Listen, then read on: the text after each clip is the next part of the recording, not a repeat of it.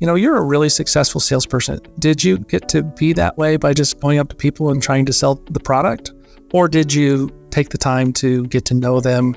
Did you let them get to know you as a person? Did you build a relationship over time that then gave you the basis of trust to sell the product? And the truth is, in every case, a successful salesperson does that.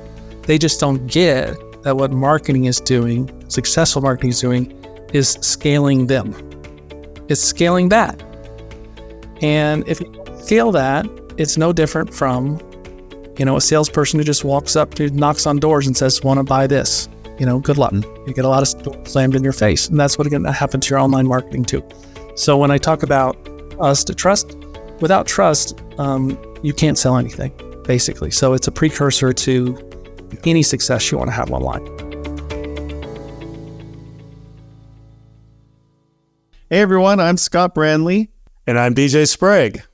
Welcome to the Ecommerce Traffic and Conversion Podcast. We're super excited to have you today. We have a special guest, Scott Baradell. I ran across his book, and that's how I met Scott. I was surfing Amazon, as I often do, for topics that I'm interested in. Often it's trust, how to build trust online, and his book came up. But let me introduce you to Scott real quick before I talk about his book and my experience with it. Scott Baradell is a writer and entrepreneur who grew his PR agency Idea Grove with business generated by his popular blog. It's a great blog, by the way. Idea Grove is a 3-time Inc. 5000 winner and an Inc. Best Workplace in 2021 and 2022. Wow. And his 2022 book, Trust Signals, Brand Building in a Post-Truth World, introduces new trust-centered model for PR and marketing professionals. And honestly, I read the book. It's really good. As you can see, I really read the book. I tear books apart, and it's a fantastic read. Highly recommend it. There's some great strategies, ideas, tips on how to build trust signals online on your website.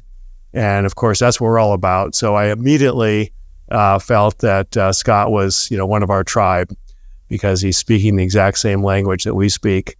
And Scott actually wrote a review for our book, Reputation King. We kind of became friends because we really do see things so much alike. But in any case, we want you to stick around toward the end because we're going to be asking Scott the $1 million question. And the $1 million question is designed to help you make $1 million. So without further ado, let's kick off the conversation here. How you make $1 million is first you start with $2 million. That's easy. The obvious. Let's not state the obvious. Yeah, awesome. Well, welcome to the show, Scott. Thank you. I'm excited to be here. So let's just kick it off. Tell us a little bit of your backstory. How did you get into PR and reputation management? Well, I started my career as a journalist. I did that for a number of years, and that led into corporate marketing and PR roles where I had to do a lot of everything from, marketing new products to crisis communications and everything in between, and started Idea Grove, almost 20 years ago now after I left the corporate world. And the focus has been largely on, mid-sized companies that maybe weren't quite as concerned about their reputation. I was going to say B2B, they were all like, go, let's get some awareness. I don't, all publicity is good publicity, right? If no one knows who you are. But, ultimately, over time, the landscape online has become so it's not just big companies that have to worry about their reputation. Every company has to worry about its reputation. I tell the story in the book about how the place where I get my hair cut, a very small hair salon, almost got canceled because they got all these horrible reviews because they had gotten confused with another hair salon where the owner had made some political statement that was controversial, and so they started getting reviews from all over the country. and they're getting all these calls. It's like no one is immune today from having to deal with online reputation. And so as that's become more and more the case, a lot of those kind of old school strategies and things you learn from, old school crisis communications that comes from a PR background is very applicable today.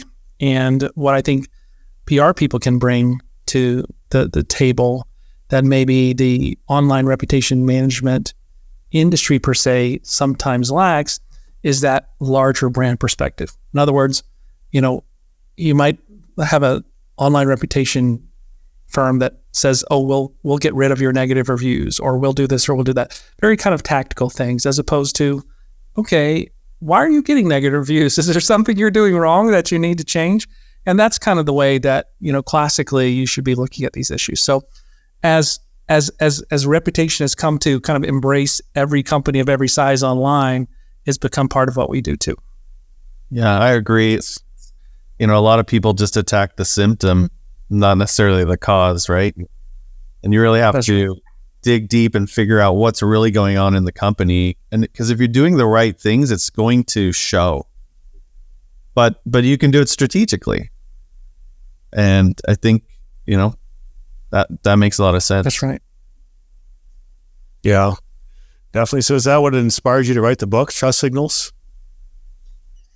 No, what inspired me to write the book was that, I had come from a PR background and what in 2005, really early on, I started blogging, and I felt like I was part of a small group of PR practitioners who were kind of really having a lot of dialogue through blogs at the time about the future of the profession, and how, because in an ideal world, what was happening online, blog and then social media and all these things were about kind of organic and more authentic forms of communication.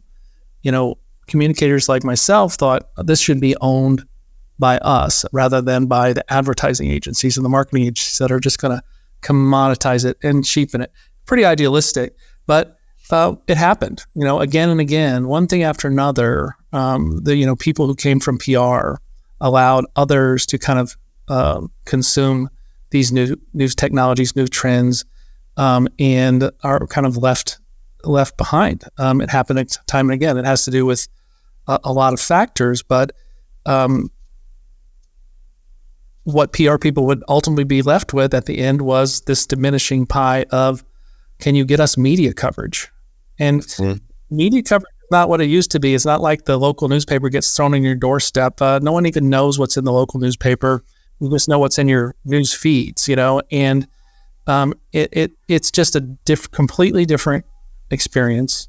And if PR people allow their jobs to be the smaller and smaller piece of the puzzle in terms of what influences buyers and influences others, there's no future for the profession.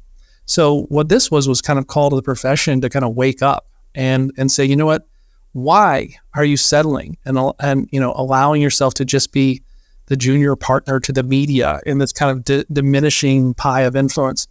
You need to step up and say, what was PR founded to do in the first place? It was founded to build trust using third-party validation. And it used to be that big media companies provided that. Now you get it in a lot of ways. You get it through customer reviews. You get it through certifications. You get it through influencers. I tell a story in the book about someone who worked at my company who was in the market for a crib mattress for they're going to have a new baby, and they were way over budget on their nursery, so they were going to try to buy one cheap. And just as she was about to go buy a really inexpensive crib mattress, it occurred to her that there had been this Instagram influencer that had been talking about how important it was to have a non-toxic crib mattress. Of course, then her mommy instincts kick in, and she starts looking for safe crib mattresses. And in the first three search terms, she recognizes the brand name that this influencer had mentioned like a year ago, before she was even thinking about this purchase, but she recalled it. And then she does some searches, and she finds all these positive reviews, all these 5-star reviews. And then she finds a Parents Magazine article that's saying how great this mattress is. And and then on and on and on, right? And then she ends up spending twice as much as she's planning to get, because of all this validation. So the question I always ask PR people is, would she have bought that mattress if she just saw the Parents Magazine article? Probably not, right? You have to have all these factors that build trust and own them and use them on behalf of your clients if you're really going to help them. Otherwise, you're just doing this little piece of what needs to be a larger solution. So that's what the book's about, is telling PR people, hey, it's about more than this media relations thing. Let's think about all the things that media relations was intended to do, which is build trust. What are some other ways you can be doing that? And hopefully, so it's meant to work on two levels, one for people in PR to just open their eyes and say, do more. And the other is for businesses. Well, I think it's very relevant to we've got a lot of comments from a lot of smaller business owners and e-commerce stores, because there's a lot of practical advice too, like things that you can do without needing an agency or spending a bunch of money to just improve your reputation. That's cool. Yeah. I think a lot of businesses don't know where to even start, right? So if you can give them that bigger picture and help them to have some starting points to get where they need to go, I think that's really helpful. Yeah. Very true. I remember that story, Scott, in the book about the crib. And I was thinking about this concept that Scott and I use, which is triangulation. Because the consumer will often triangulate data points or triangulate 2, 3, 4 review sites to get an overarching trust factor or trust score, even though it's subconscious. They don't actually have a trust score. Subconsciously, they are. They're weighing these inputs. They're weighing these data points. They're weighing these touch points. Media, influencers, bloggers, reviews, what the brand says, what the market says, Quora, Reddit, etc. And they're triangulating all of these data points or signals, right? Trust signals to determine, A, do I trust this company? B, do I trust this product? And C, how do I validate or justify paying twice my budget for this product? And in the case of the mother, right? The mothers obviously have a mother, nesting mentality or mindset, and they go into things thinking, what's the healthiest, best thing for my baby? And to justify that price point, you've got to have those data points that they can subconsciously or consciously tie together and say, this is the best decision based on this information. And I couldn't agree more. I absolutely loved your book because you were writing it, I think, primarily for PR practitioners. And having been in PR and worked in PR for major brands myself, I could see the tone and I could see kind of the cry for wake up. You got to change, because it's not about just that article. It's not about just sponsoring a special event or fundraiser or nonprofit. It really is more of a 360-degree synergistic approach to creating online visibility and trust signals and leveraging those in search and on the website, and of course, third-party websites. On your website, you talk about something called the influence continuum. Could you tell us a little bit more about that?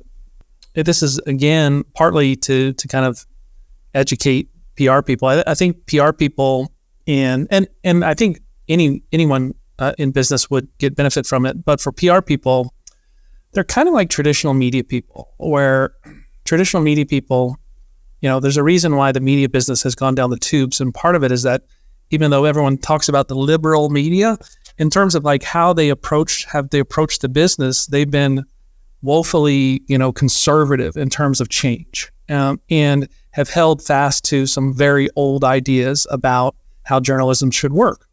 And PR people, traditionally being their junior partner, have kind of towed that line. So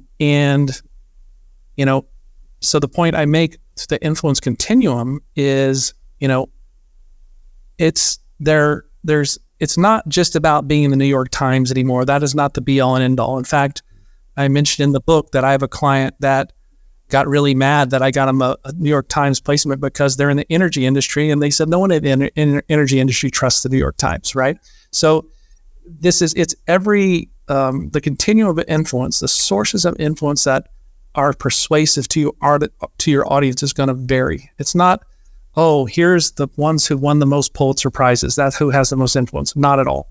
And so what I talk about is two things, that the individual sources of influence are going to vary based on who you're trying to influence. And that the scale of the influence, whether it's small scale or large scale, it's all important. So the continuum of influence starts with, say, that individual customer review, and ends on the big side with, say, that big CNN, New York Times story, whatever it might be, right? But to that individual whose use case matches your own, for example, and who finds that customer review, that can be by far the most influential factor in any decision that they make, much more so than being in some big publication. I also make a parallel between, say, the New York Times and, the Kardashians. The Kardashians, maybe traditional PR people or journalists might, turn their nose up. But the point is, let's say it's a Kardashian endorsement on social media of something. It doesn't matter if it's paid or not. If it's trusted by the audience as a authentic endorsement, something they need, as opposed to just getting paid for, it carries a lot of weight.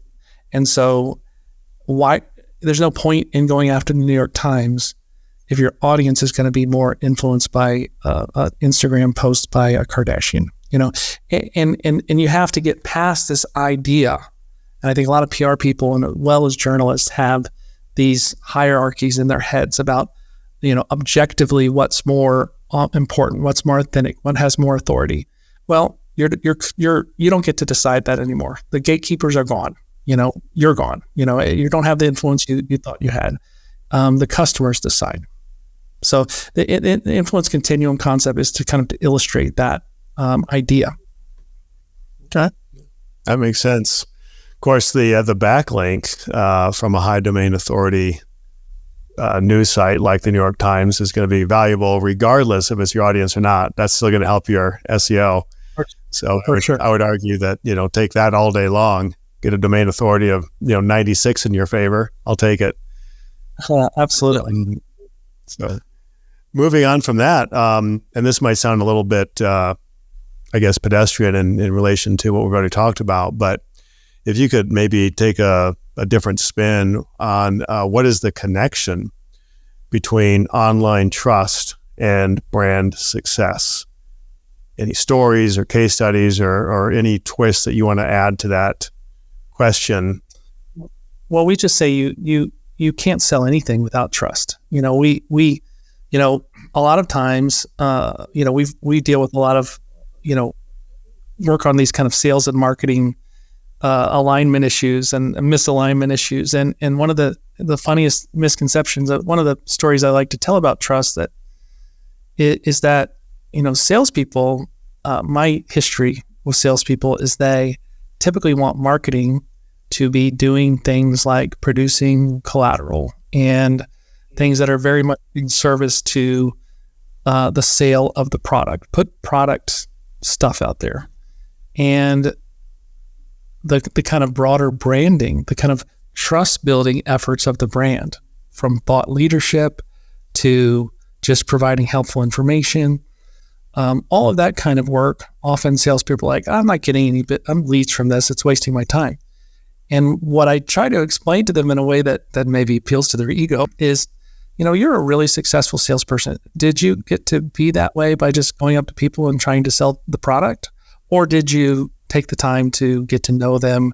Did you let them get to know you as a person? Did you build a relationship over time that then gave you the basis of trust to sell the product? And the truth is, in every case, a successful salesperson does that. They just don't get that what marketing is doing, successful marketing is doing, is scaling them. It's scaling that. And if you don't scale that, it's no different from, a salesperson who just walks up to, knocks on doors and says, want to buy this, good luck. You get a lot of doors slammed in your face. And that's what going to happen to your online marketing too. So when I talk about trust, without trust, you can't sell anything, basically. So it's a precursor to any success you want to have online.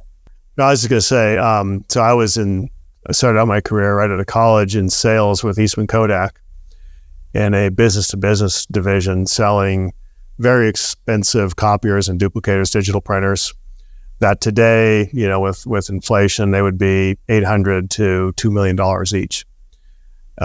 So, definitely enterprise level, selling to American Express and Federal Express and what used to be Kinko's, which is now FedEx Office, et cetera. Large purchases to large, international. We've never gotten rid of the Kinko's brand. I had to. Right, I know. Paul Orfala, whom I know. It's on the level of getting rid of. It's on the level of getting rid of the Twitter brands. Yes, agreed. But growing all that equity up. Exactly. But to your point, in sales training, the one thing that we really leaned on, and they told us to lean on, was lean on the Kodak brand. So our business cards were printed on Kodak paper with a full color photograph, and on the flip side, you flipped over, printed on Kodak paper, and that was a business card. And it's interesting because this is old school, right? We didn't have email, we didn't have all that. We would knock on doors and talk to the purchasing agents and that kind of a thing. But I always got in. Because of the trust and the awareness and the brand authority that Kodak had. Much harder for the Canon or the, Toshiba sales rep, but Kodak, everybody's going to talk to Kodak and everybody's going to talk to IBM and Xerox. Those are the top tier brands in the high-end printer duplicator business. But it's interesting because I love this conversation around PR. Most brands don't understand PR. They think it's an expense. You can't afford it. They can't measure it. There's no attribution per se because everybody's obsessed with last click attribution, right? But the reality is that people start at the top of the funnel. Everybody starts at the top of the funnel. And the top of the funnel is usually where PR and marketing play. And then they get to the bottom of the funnel and everybody wants to measure that bottom of the funnel last click. But where did they start? They started with brand awareness, credibility, authority, trust, PR, right? But yet that can't be measured. Somebody wants to cut it. And then they wonder what happened to their leads at the bottom of the funnel. I'm sure you've heard that plenty of times. That's right. One of the things that we try to do, it's common today, but particularly because of how fragmented the media is, if you can get your sales teams out there sharing those successes, then it'll be much more likely they're going to be effective because you'll be much more likely to get them in front of the right people. That used to be something that wasn't very commonly done, but I don't think you can be very successful in terms of leveraging that, those kind of brand achievements today. If your sales team, if your people aren't trumpeting them, getting them in front of your customers, because people trust what other people say about you more than what you say about yourself, and so salespeople of all people should look at every opportunity to find somebody else saying something good about you. Yeah, sharing articles, press releases. Yeah, exactly. Very, very true. Leveraging the press releases, the articles, the mentioned in, the as seen in, very, very powerful because that's that third party authority, credibility, endorsement, halo effect. That really does come from earned media. And it carries a lot of credibility and weight because it is earned. You didn't just pay for it. All right. So when it comes to trust, how do you help your clients with their online visibility and reputation? Well, online visibility, we are big believers in kind of combining PR, content, and SEO organically into what we call an online visibility engine. So the idea is to produce content that's optimized as part of a organic visibility strategy, and PR can add to that, not only through giving you the fodder of third-party endorsement, but also inbound links from high authority outlets, like you mentioned, the value of a New York Times link. So digital PR, that marriage of PR and SEO, where we do a lot of surveys, for example. So it's thought leadership, where we're finding a topic that could be a broad media interest that would be relevant to our client, run a survey, produce a survey report that would live on the client site, what's known in digital PR land as a linkable asset, and then pitch it, put out a press release, pitch it to the media. And, it's all the things that we try to do well, which is producing quality content that's creative, using PR to get the word out, and then being cognizant of SEO and how to get backlinks and things in a strategic way to increase your organic visibility. We also do believe in paid. We, especially for we're very focused on LinkedIn, both organic and paid, since our clientele is B2B. And so we've got, we think, a really good system in place where we can kind of take some of that LinkedIn thought leadership and kind of helpful LinkedIn content and tie it into a strategy to try to draw people down the funnel and to our clients' websites. Google advertising, we use that as well. Generally, our approach, coming from a foundation of PR and content and organic, is that we use advertising more as an amplifier rather than depending on it as the main thing that we do. It's something that we use to try to maximize the organic programs we do. Interesting. Yeah, makes sense. You've probably heard of the term integrated marketing communications, IMC. Yeah. And the whole thrust there really is to integrate PR, marketing, advertising, sales. So they're all working together, same message, same core values and value propositions, but really leveraging each of those platforms to its fullest extent, given the audience, given the message, given the materials to work with, whether it be video or text or sponsorship or what have you. But that's something that I think is also very poorly understood, because you said earlier, things operate in silos, right? You've got the PR silo, you've got the marketing silo, the advertising silo, the sales silo, and they're not working synergistically or leveraging the touch points, leveraging the messaging. So there's a lot of inefficiencies that happen as a result. As soon as you get in a silo, you get inefficiencies. But really the whole thrust behind IMC, or integrated marketing communications, is to bring all that together into a very focused, very strategic, synergistic strategy and execution.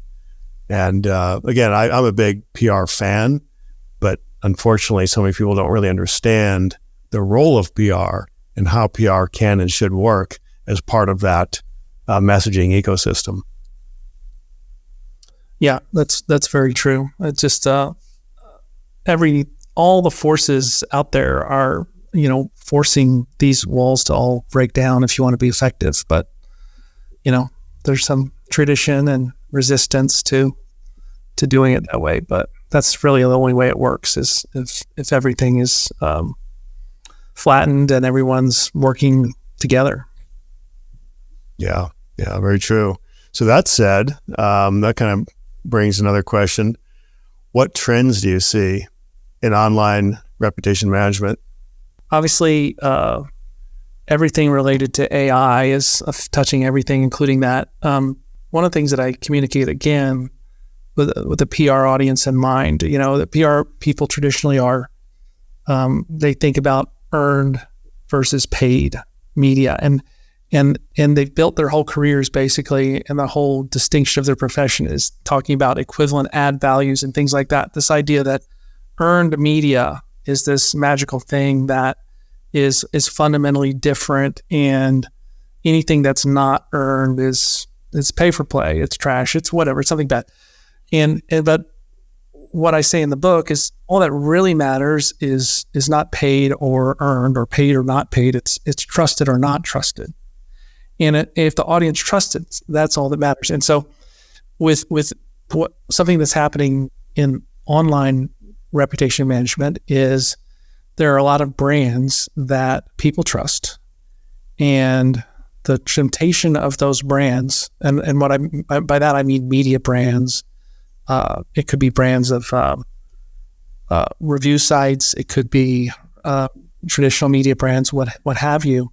And there's so much financial pressure on all these brands to lower their standards that they can increasingly lose the trust that they've earned. And this can come from a lot of places.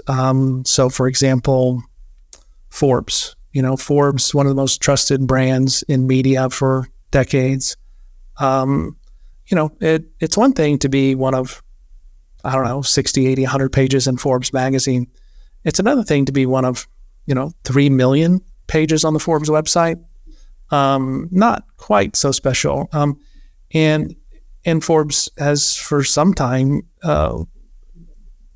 decided that their strategy for growth and revenue growth was to create more and more content. And so they haven't always been particularly selective about how they did that. And so they had big contributor networks where it'd be easy to give some contributor who's unpaid, not really vetted by Forbes, a couple $100 to mention your brand and give you a link in a story. This is very common stuff. This is common knowledge stuff. It's happening everywhere.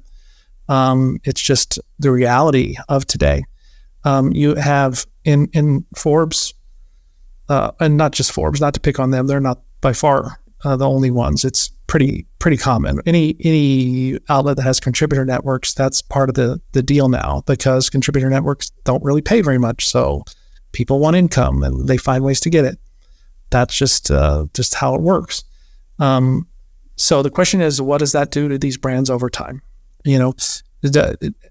Are these brands, how do they balance making the money they need to grow and do well with protecting a reputation that is the reason why people want to be on their website? That's a very challenging thing that I think is going to get more and more challenging. Is going to be interesting to watch. We've always wanted to get in trade publications for our clients.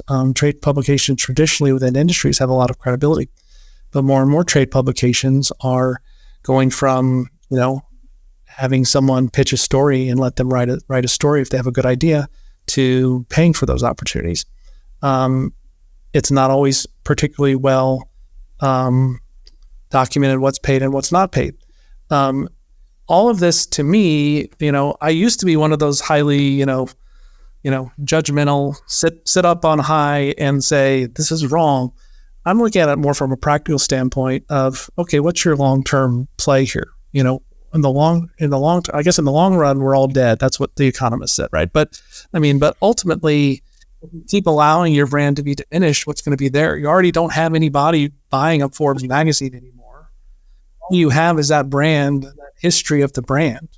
And then if over time you allow it to be diminished by kind of death by 1,000 cuts, then what happens? And then from the other side, you got look at review sites. Look at Amazon. It's estimated that over 30% of consumer electronic reviews on Amazon are fake. So you've got this scourge of fake reviews. Review sites only work because I can trust the reviews. And if I can no longer trust the reviews, or if I have to feel like 40% of them are fake and I have to figure out which ones aren't, then suddenly, the sources of online reputation have their own reputation issues, right? That's what we're talking about. And so I like when you've got sources like, there's some review sites that we deal with. Clutch is one that works with agencies and things like that. I like Clutch. They generally require you have a phone call to give the review. They vet you. They can verify it's you and who you are. Gartner peer insights in B2B tech reviews. You can leave an anonymous review, but even if you do, Gartner is going to vet that and verify it, and if it came from Gartner Peer Insight that it's a legitimate review. But I think that more and more of the places where people go and see reviews, whether it's Google reviews, Amazon, Yelp, et cetera, there's just a lot of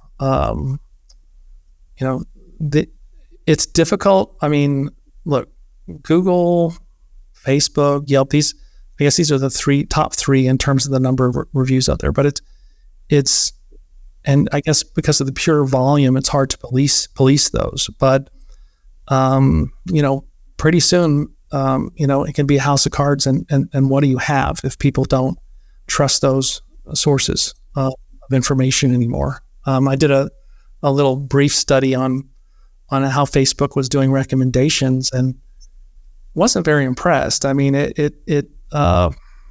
Facebook has kind of changed around a lot of different ways how it does reviews. Last time I checked, you could just remove that tab. If you didn't like your reviews, you could just remove that from your page, and so no people can see your reviews anymore, and things like that. So I don't know. These are it's a long answer, but I guess I would say the question of not only my brand's reputation or my client's brand reputation, but who I'm entrusting my reputation to. Those are some big questions. And as it becomes a bigger and bigger money issue, more money there to corrupt it. Yeah, definitely. Scott came up with a definition for that called the open review syndrome. And it really kind of speaks to that, because the open review platforms like Yelp, Trustpilot, even Google, they allow anybody to leave a review. All you have to do is validate an email address, and that's it, right? You don't have to show proof of purchase that you bought from that company, that you bought that product, that you know anything about that product for that matter. And it can create, like you said, distrust in the trusted platform.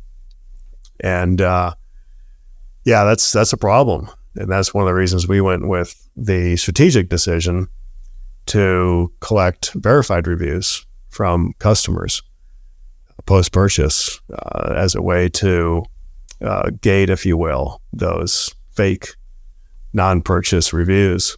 But in any case, Scott, I think you had a question. I was going to say it's a quality versus quantity game, and there's so many benefits that you get from having the quantity until it falls out from under you. I was like thinking about over half of all reviews of any kind online are Google reviews. But the kind of thing that happens is like funny. Anybody can leave a Google review. I had someone left me a 1-star review one time, and he was one of these reviewers that was tiered within Google, and so I was able to track him down and reached him on LinkedIn. I said, I don't know you. Why did you leave me a 1-star review? And he said, oh, I'm sorry. I was just trying to get my number of reviews up. I'll change it to a 5. And he just changed it to a 5. I'm like, okay, thanks. Wow. He's like, sorry, 5. But that's what you can do, because Google incentivizes people to leave more reviews, right? You get the little status, little mini rewards, I guess, for that. But anybody can leave a review about anything. And so what am I looking at? You can leave a review. There's a very high percentage of Google reviews that just have a star rating and no explanation for it. So anyway, and Google is by far the most influential source of reviews. Not only influential because there's so many of them, and anytime you Google a company, you're going to see the Google reviews in their business profile right there. But Google uses the number and star rating of those reviews to determine placement in your local Google Map packs and all kinds of other things that show trust and authority. And at what point have we diminished that to the point where it loses some of its meaning? Right. And I think that's a good segue into the next question, which is about AI. What do you think, as far as AI goes, how do you think that's going to affect PR? Well, it's already affecting us. It's affecting us every day. I'm really glad let's say about 6 months ago, we began transitioning to a model where we're using more and more outside resources for different things that we do, because I realized that we were larger. We got a little smaller last year with some of the issues in B2B tech, but at either size we were at, training the team constantly to adjust and adapt what we offer to the pace of change was becoming very difficult to do. And being able to pull in and adapt and pull in, we're using more white label partners, contractors, others who can do something that we need done now and that we don't have to train people on. I think there's just going to be more of that. I think that I just think that I've heard stories of CMOs being told, hey, there's AI now, we're cutting your budget 20%. Figure out how to make that up using AI. And so sometimes it's like, oh, let's get rid of the agency, or let's cut the agency budget, or let's say, hey, you can use AI to write the content now. But of course we still want it to be good, but you get half as much, or whatever. Budgets are increasingly being tighter with these kind of this idea that AI is going to make everything cheaper and easier to do, and so forth. And there's some truth to that, but there's a lot more to it, obviously. I think bigger trends are personalization. I think that that's going to be a big change that you're going to see, that AI is enabling in a way that we haven't seen before, of really ultra personalized communication. We're used to brands like, say, Netflix or Amazon, doing it, but it's really becoming something that's within the reach of every brand. And I think that it's like it's one of those. It's like a Wizard of Oz kind of thing. Like I mentioned in the book, like with privacy, we all say that we want privacy with our data, but we also want the personalization that can only come if you give up your privacy. And so I'd say it's like the Wizard of Oz, and Toto finds the man behind the curtain there. It's like I'd rather not see the man behind the curtain. It's much more pleasant to not know how you're able to deliver that level of personalization.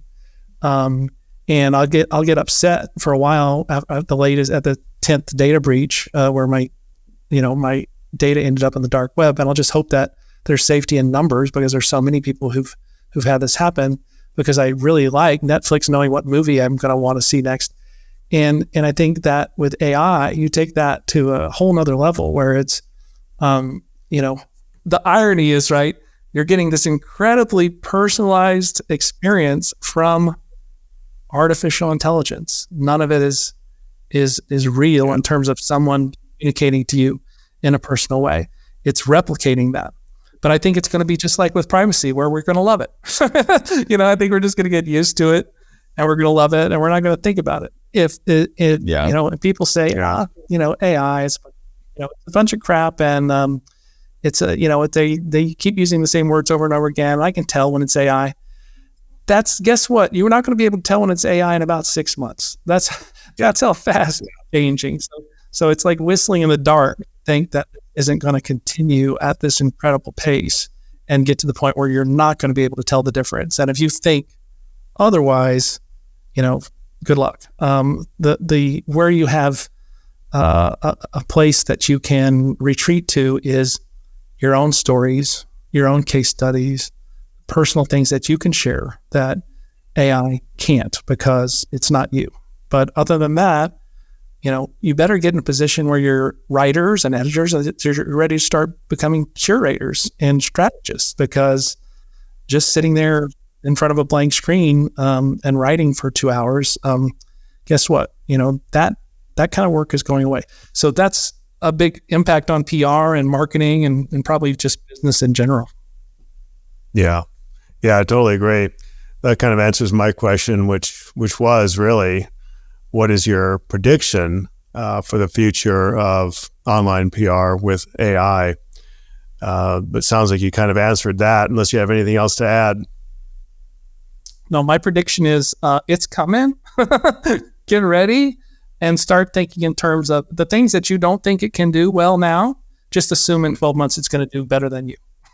Because the idea that it's somehow going to stay at this level and that's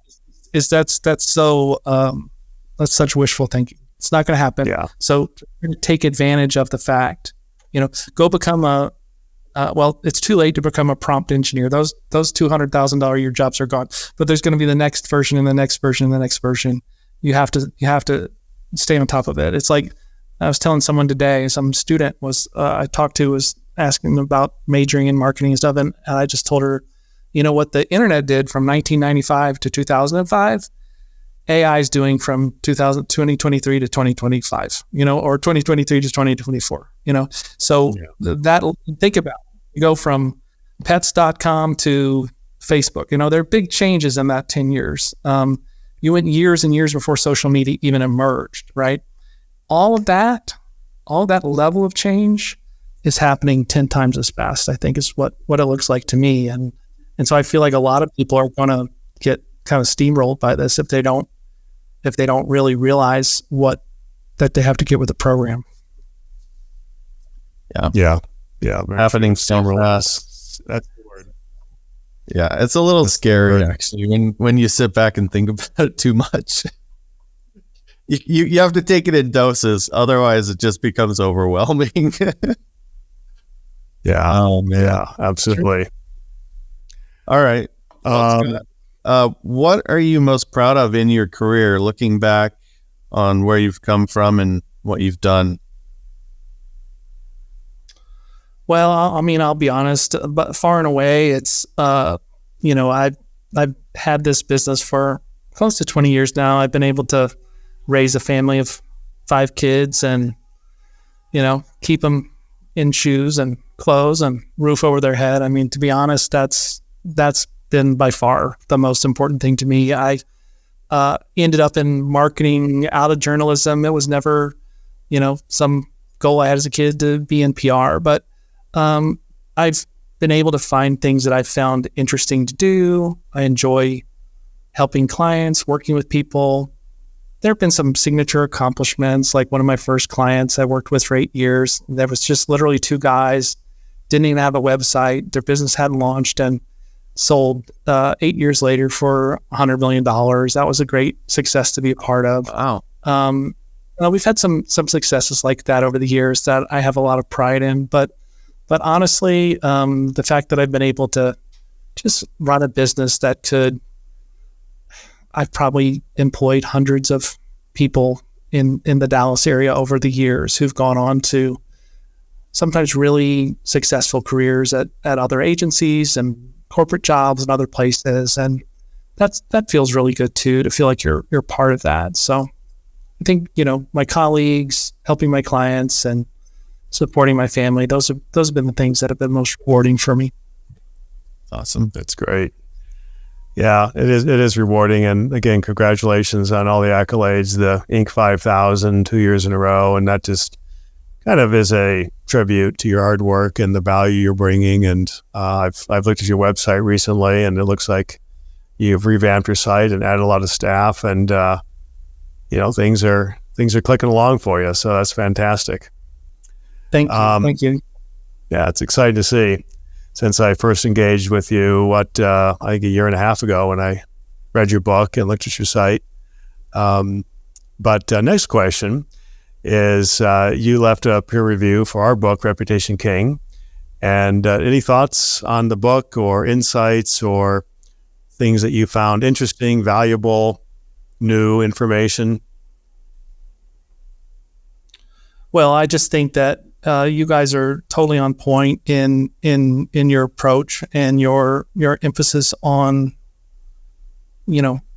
online reputation. I think it provides people with so much, just guidance in terms of,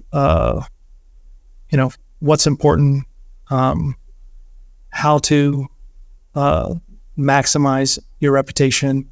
It's definitely something that anyone who, whether it's a small business, local business, a larger business, can get a lot of value from. So I think it's I'd put it side by side with mine on the bookshelf, because I think they're very similar in terms of our values and the kind of the kind of advice that we're sharing, and the kind of values they reflect. Thank you. Appreciate that. I would agree. They really are kind of almost a pair, if you will. Companion pieces. Companion pieces. Yeah, exactly. Thank you for that. Yeah. All right. Last question, the $1 million question. As an expert in your industry, what's one takeaway strategy that you could offer that could help someone in e-commerce to make $1 million? I do think that there is opportunity right now to provide much more personalized experiences in e-commerce.